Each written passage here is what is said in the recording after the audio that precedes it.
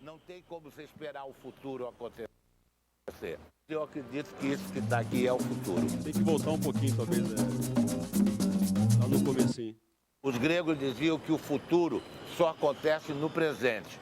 Não tem como você esperar o futuro acontecer. Eu acredito que isso que está aqui é o futuro.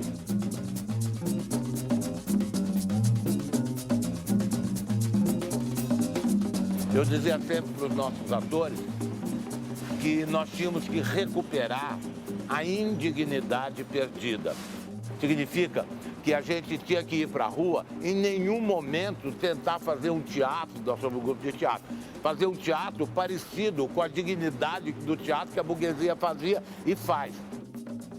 A ideologia é imobilizada, a história é permanente em movimento.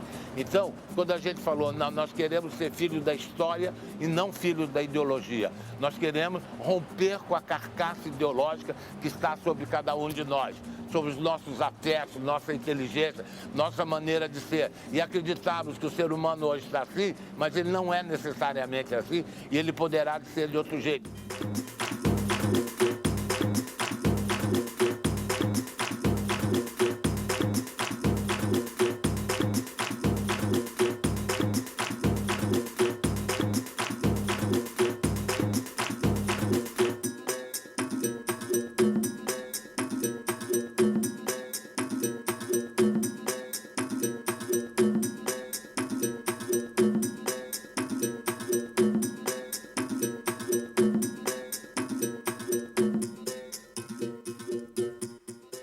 Todos estamos recuperando a indignidade perdida, né? A indignidade da capoeira, né? A capoeira foi indigna muito tempo. Está mais do que na hora da gente conquistar uma dignidade verdadeira.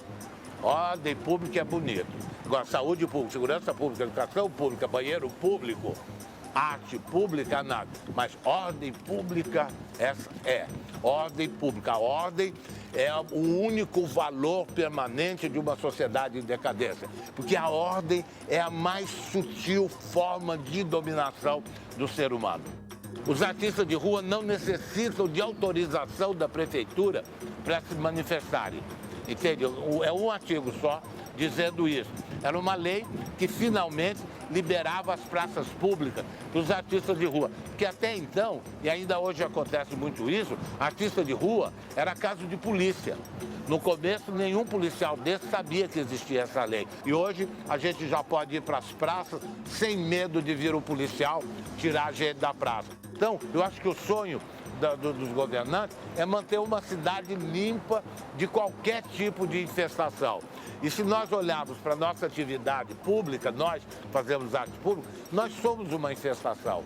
Somos uma infestação virótica, perigosa, capaz de derrubar esse mundo. A ideia de arte pública é uma ideia insidiosa, é uma ideia que recupera o sentimento da arte pública, o sentimento da arte. A arte pública é quase o pleonasmo. Toda arte, por a sua própria natureza, é pública.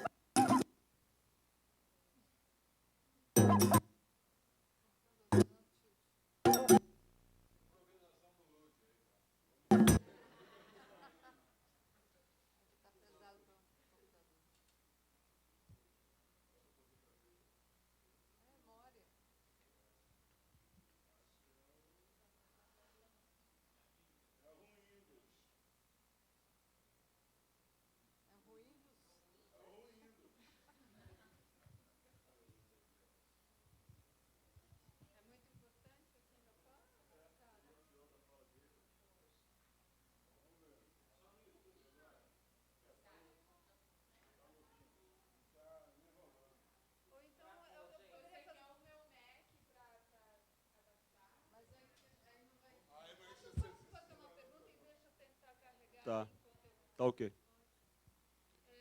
Então, eu já tinha visto o vídeo e já vim preparada para fazer pergunta. Ah, tá. Não, que ele postou o vídeo lá no site, né?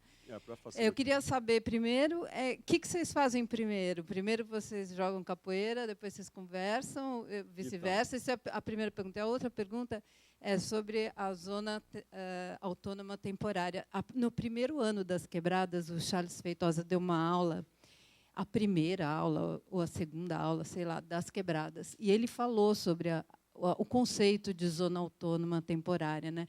E ele falou que a zona autônoma temporária ela é temporária. Portanto, ela não é possível de ser institucionalizada, né? Uma coisa que torna-se... Até na época, eu lembro que eu falei que as quebradas eram uma zona autônoma temporária. As quebradas não são mais, né? As quebradas são absolutamente institucionalizadas, tem patrocínio, tem banner, né? Isso não é uma zona autônoma. Então, eu pergunto, isso é uma zona autônoma mesmo? Ou você, 1 ano e meio, né, talvez não seja mais também? A gente acredita nessa temporalidade, quer dizer, é transitório porque a gente ocupa ela por 3 horas. E é claro que todo segundo sábado a gente está lá para falar sobre o que a gente está fazendo. Então, no mesmo lugar, né? Então, ele é transitório porque a gente não está ocupando, a gente não tem um prédio, a gente não é uma instituição, né? Então, a gente acredita que se legitime por isso esse nome, entendeu? Mas é, sim, nossa intenção, porque a gente está trabalhando com políticas públicas e tentando, na verdade, qual é a nossa proposta com essas 9 rodas, né, que a partir dessa roda virou o Conexão Carioca.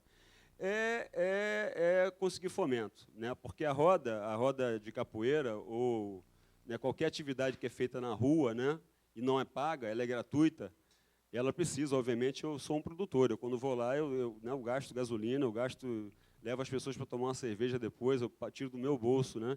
E isso acontece não só comigo, mas com todo mundo que há 500 anos fazem cultura popular na rua, no Brasil e em outros lugares do mundo. E o governo, simplesmente, ele só olha para os aparelhos públicos, ele não olha para as praças, né, porque acontece nas praças. Então, virou uma briga, né? Essas rodas na rua viraram uma briga. A gente, hoje em dia, vai para as conferências, pega o microfone e reclama, como é que o governo, como é que vocês podem fomentar o que acontece na rua? Que é uma briga do Amir Haddad também, quando ele fala de arte pública, né? Porque... na verdade, a gente entende que os fomentadores não estão capacitados a lidar com arte pública, estão capacitados a lidar com teatro, com cinema, audiovisual, né, fotografia, mas não com o que acontece na rua. Então, virou uma briga política mesmo. A gente está num pau danado aí com essa história. Tem um edital, até a gente falou, né? Não, agora já está tendo, de qualquer forma. Só que você compete... Teve um arte de rua, né? Agora acabou de abrir, acabou. A Funarte abriu, Exatamente. fechou? Não, fechou. A gente está entrando em todos eles. E não se vendendo. Mesmo a gente é uma posição política, a gente está começando a ganhar alguns editais. As rodas de rua do Rio de Janeiro estão começando a ganhar alguns. A gente ocupou um museu em Niterói de arte popular, Museu Janete Costa. Foi um pequeno edital, a gente conseguiu entrar. Estamos entrando no edital das fotografias da Maria Busanovas, que registra... Eu ia mostrar para vocês, infelizmente, são fotos muito bonitas, mas não deu para mostrar. Mas, assim, a nossa questão é se manter independente. Mesmo ganhando do edital, a gente vai continuar fazendo vídeos como esse, falando sobre Eduardo Paz, falando sobre o Cabral, falando sobre o que está acontecendo nas remoções, como a Adriana Facina. A gente quer manter a nossa independência, a nossa autonomia. Tá. A palestra vem antes. Né? E a gente não chama de palestra porque a gente também está jogando um pouco essa pedagogia, né, do Alain, de criar nomes próprios, nomes do Brasil, que as pessoas, né, menos acadêmicas. Então, é Roda dos Saberes, de certa forma, é uma palestra. Né? Não, são 30, 40 minutos de palestra. Tá? As pessoas vêm gratuitamente, só um cobrou e a gente limou. A gente fala, não, a gente não tem verba para você, desculpa, mas é tudo gratuito. 0,800. Mais alguma pergunta? Não deu certo o vídeo? Mas está no Vimeo, o canal Cabula, Cabula Rio. Quem quiser assistir. Está na pré-aula lá. Tá. Pô, grande Carlos, é um prazer inenarrável dividir esse território contigo. Sou seu fã. Né? Sim, tão pouco tempo. Obrigado. Quando você fala de arte pública, né, me vem à cabeça assim, a arte pública, até a fala muito firme do Amin Haddad, né, de ser de todo mundo. E como você ou o grupo, essa conexão capoeira, conexão Rio Capoeira, vê quando hoje, por exemplo, eu li a notícia, não, hoje não, essa madrugada, porque meu horário é diferente. Essa madrugada veio a notícia que um cara, que eu não lembro o nome agora, que foi um dos fundadores lá do Samba da Pedra de Sal, está loteando lá a Pedra de Sal, construindo o centro cultural dele, dizendo que ali é o quintal da casa dele. Eu vejo isso com muita preocupação. E aí eu queria ver, assim, não sei se você está sabendo dessa notícia, de que o cara vai fazer um centro cultural, que o samba não sei o quê, o samba é meu, o samba não sei... É aquela coisa de sempre, né? Quando começa só feijão, o feijoágua, ninguém é dono, ninguém quer ir lá. Aí quando bota mais feijão, a cabeça de um pescoço, um bacon, bababá, e vira uma feijoada, todo mundo quer, e o cara já se titulou o dono do quintal, né, cara? E isso, para a arte pública, é muito ruim, né? Eu vejo assim. Eu queria saber qual é a posição da Conexão Rio diante dessas notícias dessa vamos chamar de elitização do Porto, né? Porque é o que está acontecendo. Daqui a pouco não vai ter nem mais providência. Vão dar um tapa na bunda da galera lá e aí, sai daí que a gente... Toda essa questão, a gente tem discutido isso, sim, não só na roda de capoeira, mas assim, em alguns locais que a gente combina com as pessoas, chama alguém para falar sobre isso, né, e abre a conversa. A questão da zona portuária, Lúcia, a gente sabe que é muito complicada, né? Eu, quando cheguei aqui de volta, quando eu vi o buraco, eu não sabia de nada do que estava acontecendo aqui. Eu simplesmente vi, achados arqueológicos, África, Parará, Pereré. Eu falei, isso aqui é lugar para capoeira, que é uma das matrizes afro-brasileiras, né, da música, de tudo mais, né? Então a gente ocupou aquele espaço ali e a gente tem essa posição política de falar, não, isso aqui não é nosso.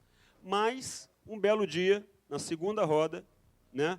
A gente sabe que hoje em dia tem a Lei Remon, que permite que você vá fazer qualquer manifestação sem aparelho de som, né? Que não compita com um evento oficial e que não passe das 10 horas da noite, né? Isso é uma lei, né, do vereador Remon. É municipal, tá? Talvez seja estadual em breve. Esqueci o nome dele agora. Bem, enfim. Mas a nossa questão é ocupar o espaço e sair dali. Porque se a gente... Não, desculpe, na terceira roda, me vem um policial municipal, me chama, né, para bater um papo, para começar afinando os birimbaus e tal. Ele fala, você sabe que esse espaço aqui é privado? Aí eu falei, esse espaço aqui é privado? De quem é esse espaço? Você sabe que tem uma pessoa que está comprando tudo aqui ao redor, e essa pessoa sabe, né, não quer que aconteça esse tipo de coisa aqui sem a permissão dele. Eu falei, você está brincando comigo, né? Quem falou isso? Quem é? Não, é o Eike Batista. Eu falei, isso é ridículo, Desculpa, eu sei que ele está comprando propriedades aqui, mas esse espaço aqui é público, a gente vai fazer a roda, e fizemos a roda, né? Já tinha a Lei Remon, eu citei a Lei Remon para ele, mas ele mandou que eu mostrasse, ele não sabia da Lei Remon, eles não sabem, era o policial municipal, enfim, nós fizemos a roda. Essa área aqui, a gente sabe, está sendo loteada, né? Isso não é segredo para ninguém, né? Somem-se vigas de viaduto, quer dizer, a gente sabe que acontece muitas coisas aqui, lícitas e ilícitas, e só que a gente é parte disso. Essa roda, o movimento cultural Conexão Carioca de Roda, é um reflexo do que está acontecendo, não só na zona portuária, mas no Rio de Janeiro. E esses vídeos é para jogar para o mundo o que está acontecendo aqui. A gente é desse tamanho, é pequenininho, né? Mas a gente, independente de manifestação na rua ou não, a gente vai continuar com os vídeos. A nossa ideia é conseguir fomento, sim, para falar o que está acontecendo aqui no Rio de Janeiro. A questão específica da Pedra do Sal, eu estou sabendo o que está acontecendo. assim, é difícil opinar, né? A própria questão do quilombo ali é muito complexa, né? O Maurício Ora faz parte disso, entre outras pessoas. Tem questões de ameaça, inclusive, por causa do quilombo. É uma ameaça de vida, né? Se vocês não sabem. É muito complexo. Opinar sobre isso, a gente tem que se aprofundar para saber. Mas, sim, tomar posse de um lugar que é público é complicado para mim. Para mim é complicado. Né? Seja samba, seja capoeira, seja qualquer manifestação que aconteça num espaço aberto, que é para ser 0800. Quem tem que pagar pelo evento não é você nem eu, é o governo. Porque está aí, é aberto para todo mundo, para o público. Né? Eu? Oi, boa tarde. Essa questão, esse conceito de arte pública é incrível. Mas, enfim, pena que hoje em dia é muito distorcido. E aí, quando ele falou lá desse conceito de arte pública, me lembrou um dilema que eu encontrei primeiro no jongo, que é, né, o caminho que eu tenho mais presente na minha vida, que é aquela questão de que para que a gente possa resistir, né, para que a gente possa continuar levando a nossa arte, a nossa cultura adiante, a gente tem muitas vezes que abrir certos espaços e abrir mão de certos traços de identidade. E isso me choca muito, porque eu vejo isso tanto no jongo, e por isso também eu me afastei um pouco. Eu vejo isso no samba, eu sou passista de escola de samba, e a gente vê que o samba ele se tornou um produto, e aí certos espaços que deveriam ser abertos às pessoas enfim, que tem isso como tradição, que tem isso como herança cultural, eles acabam se tornando restritos. E eu vejo isso também um pouco na capoeira. Eu fui num evento, até conheci a Marcela lá, né? Na Fundição Progresso, que foi um evento Mãe Capoeira, com o pessoal do Aluandê. E a gente viu uma colocação muito simples. Se você for ver nas rodas de capoeira, um número de mulheres negras é muito inferior ao número de mulheres brancas. E aí eu não estou falando de uma questão de que só negro pode fazer capoeira, só negro pode sambar, só pobre pode sambar, só pobre... Não é isso. Né? A gente está falando de uma apropriação de identidade cultural e o que ele falou também de despersonalização daquelas pessoas que têm aquela cultura. E aí, nesses espaços, como é que vocês trabalham, mesmo tendo esse intuito de diversificar, né, de potencializar, de expandir, mas como é que vocês trabalham para que não se perca a identidade cultural, a raiz do intuito da capoeira e do projeto em si? Uma das questões, né, do Conexão Carioca é, primeiro, tirar a aula de capoeira, diminuir a quantidade de aula a partir do momento que você aumenta a quantidade de roda na rua. Né? E a partir do momento que você faz cultura, já é social. Né? Quando você fala cultura, especialmente cultura de rua, quando você bota ela para ser visível, para dar visibilidade a ela já tem um reflexo social instantaneamente. Né? Isso é automático. Então, a nossa questão é essa, é levar da onde a capoeira ela vem ela é urbana, ela vem da rua, né? E a gente está tirando ela da academia. A academia, quando eu falo academia, é uma sala de aula quadrada onde se ensina capoeira, né? Porque isso é um fenômeno moderno. Antigamente, tinha que ser redonda, como ao ar livre. Exatamente. Então, esse movimento ele questiona isso também, entendeu? Que é um problema não só da capoeira, do jongo, do samba, né? O branqueamento, vamos dizer assim, a descaracterização nesse sentido da cor, né? E social também. Você vê onde a classe média que né, que trouxe o chorinho de volta, que está levando o samba de volta para o samba da antiga, de volta para, eu acho que de volta para as casas de show, né? Porque na rua você não vê muito. Mas essa questão, então, foi a gente pensou dessa forma. Bem, e foi uma coisa natural, a gente não pensou, não raciocinou. Mas quando começou a acontecer, a gente falou, pô, olha só, tem mais público, e um público mais diverso vendo isso, porque o acesso é gratuito, obviamente, entendeu? Então, a gente ainda não tem ações, estamos começando a falar sobre isso, ações voltar para a comunidade, a capoeira Angola, especificamente, para a comunidade. É complicado para caramba, porque o acesso à comunidade... Eu ensinei essa história toda de roda de rua, eu comecei a fazer porque eu comecei a ensinar em comunidade. Morro dos Prazeres, em Niterói, São Domingos, isso em 90 e tal atrás. Né? A gente ensinava em comunidade nas favelas de rua, né, que são os como é que chama? Esqueci o nome. As habitações de rua. Não. Cabeça de porco. Qual é o nome do cabeça de porco? Os cortiços. Entendeu? Então, a gente trabalhava com essas crianças e era um espaço aberto, um espaço público em Niterói. E quando eu comecei a perceber que tinha que ser aberto, que me veio esse estalo de começar a fazer, isso, tem que ser roda na rua, não é para ser feito no espaço fechado. E porque no espaço fechado, até para a pessoa entrar, encontrar, já é difícil, né? Já é um limitante, já é uma barreira, é um biombo que você põe na frente. Então, a resposta para você, para mim, a arte pública, a arte popular, ela tem que estar na rua. Né? E o governo precisa disso agora.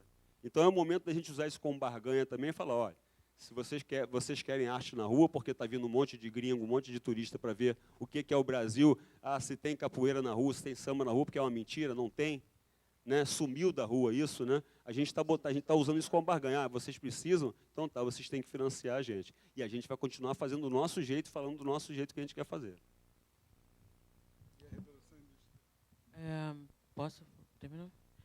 Bom, gente, eu na verdade, só queria fazer eu acho que você vai falar a mesma coisa.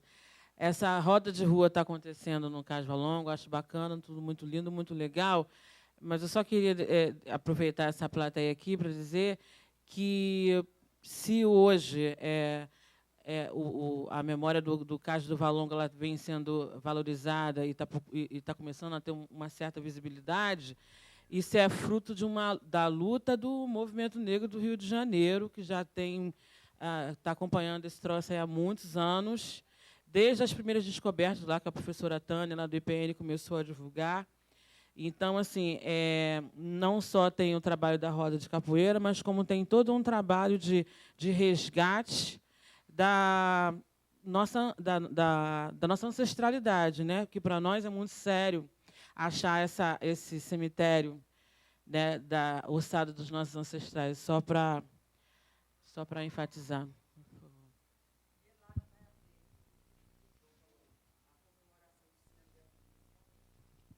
Vai ser lá no Galpão da Cidadania? Maravilha.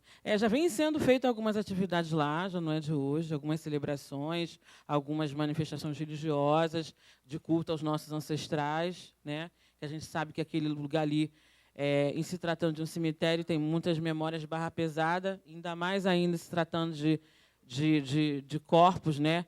De seres humanos escravizados. Imagina o quanto de energia, né? Passa ali, né? Energia que realmente, assim, pesada, né? Puxada, dolorida, sofrida, enfim, é isso.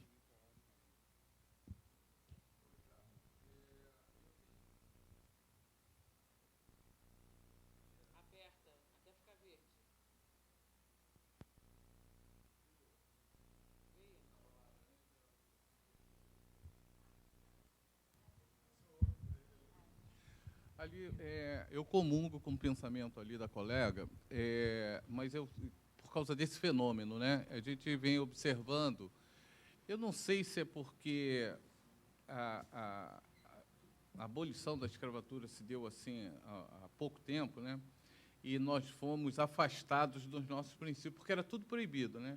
A capoeira era proibida, que era nossa, ninguém fazia capoeira, só os negros. Ninguém dançava samba, só os negros. Então, a gente saiu desse meio.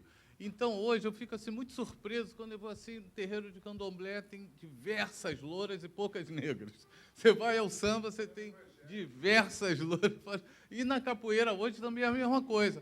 Mas eu me lembro que, há uns 20 anos atrás, eu me lembro do Perfeito Fortuna, que foi um dos caras que começou a puxar a capoeira, etc., coisa e tal, levou a capoeira lá para fora, né, com o mestre Camisa, não me lembro se era exatamente o Camisa, mas eu me lembro do Perfeito, uma vez que foi pedir um dinheiro a um ministro desse aí, etc., e chegaram um grupo. E foram falar da capoeira, o cidadão não conhecia, não sabia, e eles fizeram uma roda. Ele deu um mortal na frente desse parlamentar e conseguiram lá os recursos, né? Eu fico notando que é o seguinte, eu tenho 56 anos, mas quando eu tinha 10, eu jogava capoeira. Depois, no bairro tinha, né, onde eu nasci, em Santa Teresa, tinha uma rapaziada no Catumbi, na Rua Itapiru, um pessoal da Rua Itapiru, que fazia uma roda de capoeira no Clube História, que já foi demolido, já faz algum tempo. E lá em Santa Teresa, no Largo das Neves, tem um garotão que faz um negócio de capoeira ligado a uma questão espiritualista, uma coisa meio que... Eu não sei se é ligado ao candomblé, se é espiritismo, não sei o que é, mas eu sei que ele trabalha a capoeira com uma coisa religiosa e que tem muita gente lá jogando capoeira com ele. Mas eu noto isso, eu noto que eu não sei se é a nossa ausência também da academia, né? Porque como tem gente se formando em doutorado, pós-graduação, em História da África, etc., e está tendo esse contato com essas informações, e aí eu não sei o que é, mas eu tenho notado isso, né? Eu não sei se é porque é bom ser negro hoje, né? E algum tempo atrás não era, etc. Eu não sei o que é, mas eu sei que está rolando um fenômeno onde os espaços que eram exclusivamente nossos, até porque eles não tinham valor nenhum, né? Hoje eles têm sido disputados com outros segmentos sociais. Não tenho nada contra você.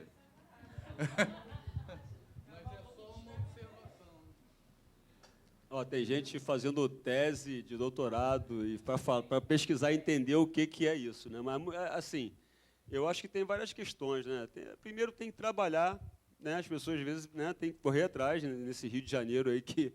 Né? Mas, assim, tem uma questão que é a exclusão mesmo da cultura. Assim, não só a capoeira, né? Você vai em algumas comunidades, você não vê capoeira, você vê, como ele acabou de falar, você vê a igreja evangélica 10, 30, mas você não vê a cultura popular de matriz africana. Né? Nada contra, mas assim, tem questões, né? tem várias questões que têm que ser pesquisadas, o porquê que está acontecendo. É uma preocupação nossa, né? A gente sabe disso, a gente reconhece isso. A questão do Carlos do Valon, como ela falou, é uma questão muito mais antiga do que a capoeira. Né? A capoeira, na verdade, é parte de uma complexidade lá de tentar trazer à tona a memória dessa região, né? E a realidade que a gente quer fazer é isso, né? Trazer que a memória, os ossos estão falando, né? Não tem como esconder mais, não tem como fingir o que aconteceu, né? A grande vergonha que foi essa área aqui. E a gente quer tomar parte disso. A gente quer tomar parte e ter a visão, a nossa visão, e não a visão oficial, né? Porque a visão oficial foi acobertar o que aconteceu ali. E eu sou parte disso, acho que todo mundo aqui é parte disso, nós somos todos miscigenados aqui. Então, a gente está nessa batalha, e a batalha é difícil, porque quando a gente começa a falar certas coisas, a gente começa a ser afastado, né? A nossa voz começa a ser calada. Então, esses vídeos a gente manda para a prefeita, a gente manda para o secretário de Cultura, para o MINC, manda para todo mundo, ninguém dá uma resposta. Manda e-mail, ninguém fala nada. Porque é sério. A questão, falar sobre isso não é fácil. Tá ok? Alô?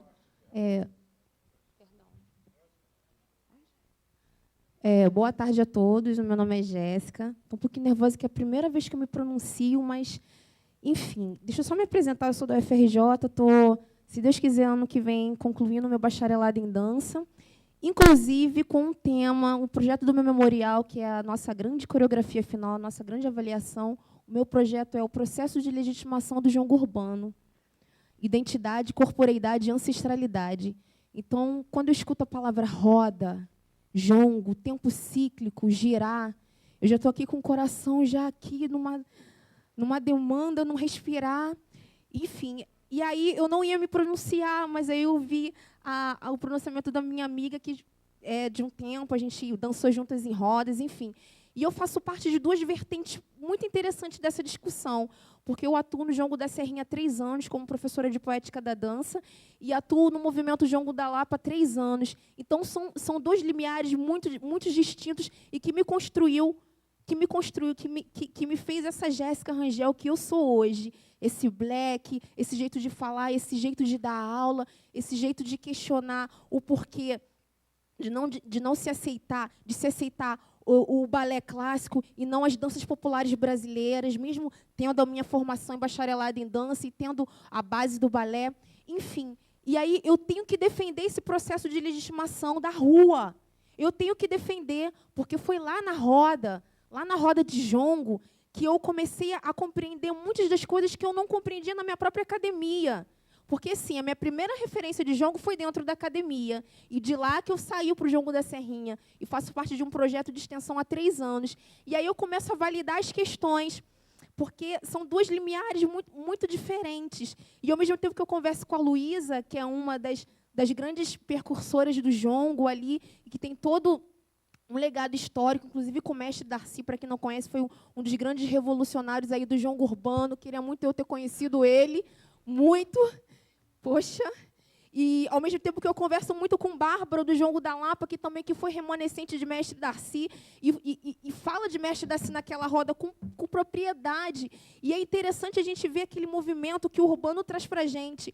O Lud estava falando ali, eu estava ouvindo a música do Lud, eu estava vendo a sonorização do Lud no espetáculo de dança que fala sobre a questão urbana. Então, eu vou crer, sim, nesse movimento urbano, nessa coisa da rua, nessa coisa do falar, do saber popular, de discutir o Brasil naquele espaço tão intrigante, tão cheio de corporeidades, tão cheio de ginga.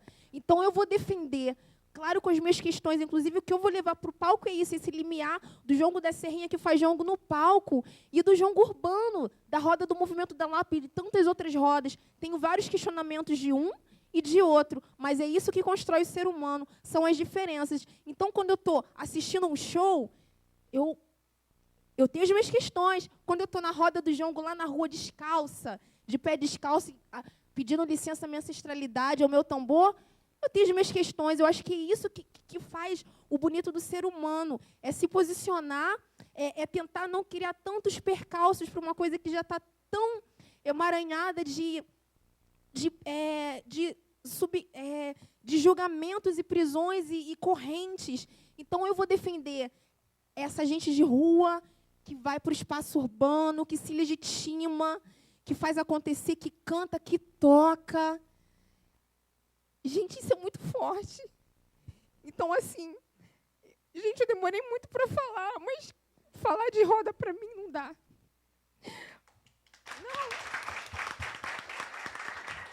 Não.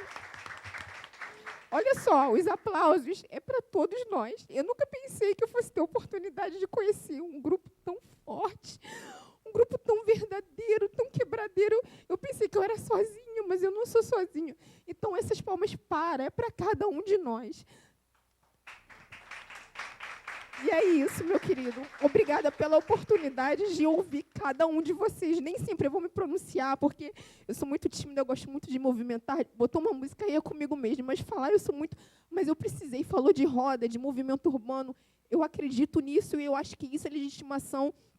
E assim a gente vai falar aí para as autoridades e para quem quer que seja, para o próprio morador de rua que chega lá na roda, todo lá, e tá, que isso aí? Posso entrar na roda? Pede licença ao tambor e entra, e depois a gente conversa um pouquinho lá fora. Então, obrigada pela oportunidade.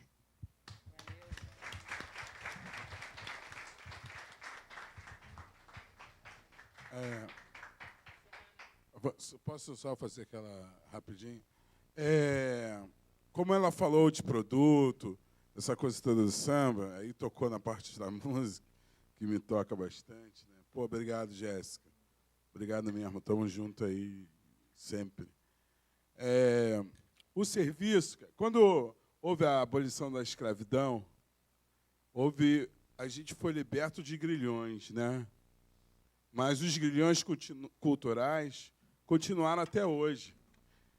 Eu passei a minha infância achando que eu morava na Suíça. Eu ligava a televisão, só tinha loura. Sacou? Eu ia para a escola, os livros didáticos não falavam do meu povo. Eu vivia numa família que era católica apostólica romana e satanizava tudo que era do meu povo. Porque minha mãe é uma nordestina, é filha da diáspora, ela é uma nordestina que veio para cá dizendo que era para estudar e foi para ser empregada doméstica, né? E aí eu fiquei numa família de, por acaso, italiano, não tenho nada contra os italianos, nem a favor nem contra, muito pelo contrário.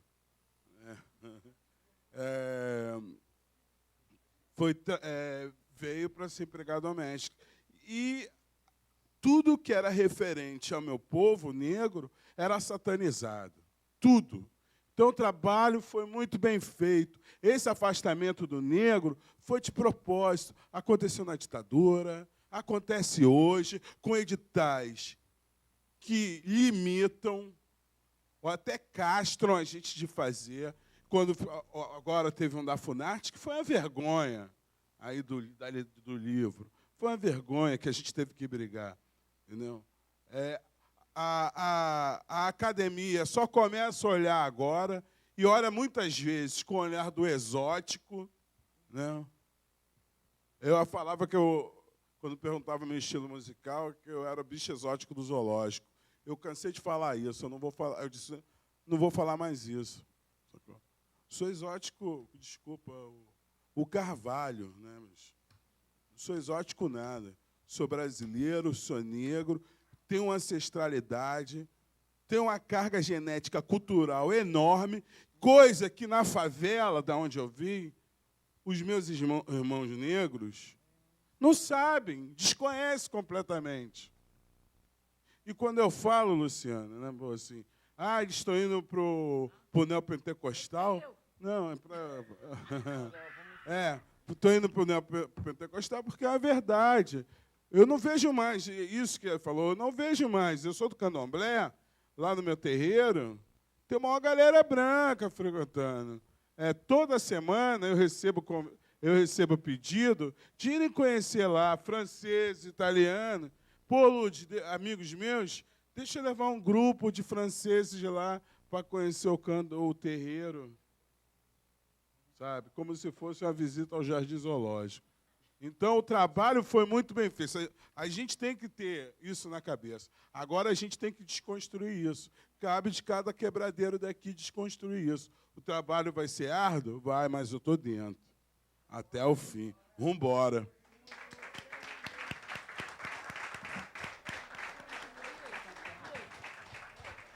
Bom, gente, a gente precisa encerrar, daqui a pouco vai dar 6 horas. Na boa, vamos encerrar. Vamos encerrar. É sério.